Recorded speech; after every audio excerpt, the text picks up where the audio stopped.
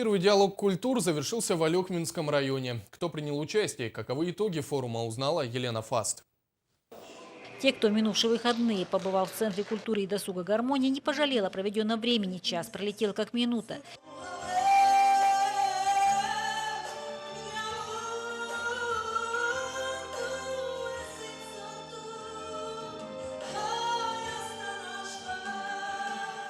В Алекминском районе работают люди других национальностей.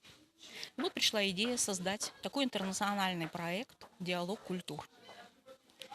И сегодня состоялась его презентация.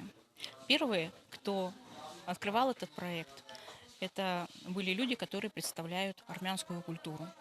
Алекма всегда славилась своим многонациональным характером. Здесь тесно переплетены нити культуры и традиций. Здесь мирно живут поколения якутов, русских, татар, бурятов, армян, украинцев. Проект будет расширен и дополнен, а пока все внимание было приковано к печальным звукам национального инструмента армян, к звучанию дудука. И будто само сердце поет.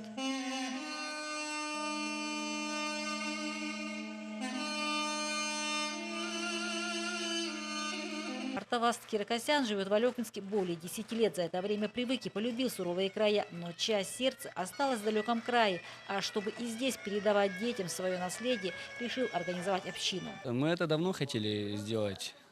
Просто я думал, вот ребята же приезжают работать. Я думал, у них только работа. Им не дадут возможность, чтобы вот это все было.